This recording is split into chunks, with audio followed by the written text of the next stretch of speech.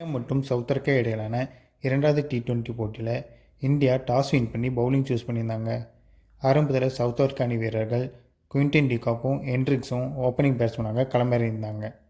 Hendricks 8 run அடித்து வந்த உடனே அவுட் ஆகி போயிருந்தார். அடுத்து வந்த கேப்டன் ஏதன் மக்ரமும் குவிண்டன் டிகாக்கும் சேர்ந்து கணிசமாக சவுத் ஆப்பிரிக்கா அணியின் ஸ்கோரை உயர்த்தினாங்க. இந்நிலையில் ஏதன் மக்ரம் 29 ரன் அடித்து அவரும் அவுட் ஆகிட்டாருங்க. அடுத்து வந்து டெவால்ட் பிரேவிஸும் பெருசாக ஜொலிக்கலைங்க. அவரும் 14 ரனில் அடித்து அவுட் ஆகி பவுலிங் திரும்பினார்.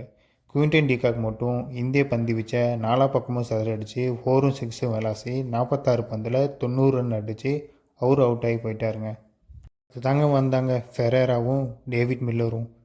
ஃபெரேரா 16 பாலில் 30 ரன்னும் டேவிட் மில்லர் 12 பாலில் 20 ரன் அடித்து சவுத் ஆப்பிரிக்கா ஸ்கோரை 213 உயர்த்தினாங்க. இந்நிலையில் சவுத் ஆப்பிரிக்கா 213க்கு 4 விக்கெட் இழந்து இந்தியாவுக்கு 214 டார்கெட்டாக நிர்ணயிக்கப்பட்டது. இந்திய தரப்பில் வருண் சக்கரவர்த்தி 2 விக்கெட்டும் அக்ஷர் பட்டேல் 1 விக்கெட்டும் எடுத்திருந்தாங்க. இதில் சவுத் ஆப்பிரிக்கா கூடுதல் பலமாக அமைஞ்சது நம்ம ஹர்தீப் சிங்கோட பவுலிங் தாங்க. எல்லோரும் 2020 மேட்ச்சில் 4 ஓவர் போடுவாங்க, அவர் மட்டும் 5 ஓவர் போட்டிருந்தாருங்க. 7 ஒய்டு நறுக்குன்னு இறக்கி சவுத் ஆப்பிரிக்கா 213 ரன் அடிக்க மேலும் உதவிகரமாக இருந்தார். 114 ரன் அடித்தா வெற்றி என்ற இலக்குடன் கிளம்புறீங்க இந்திய அணி. ஆரம்பத்திலேயே நம்ம ODI test captain Shubman Gill duck out ஆகி போயிட்டார். அடுத்து வந்த சூரியகுமார் யாதவ் 5 ரன்னும், அக்ஷர் பட்டேல் 21 ரன்னும், அபிஷேக் சர்மா 17 ரன்னும், ஹார்திக் பாண்டியா 20 ரன்னும் அடித்து அடுத்தடுத்து நடை கட்டிகிட்டே இருந்தாங்க.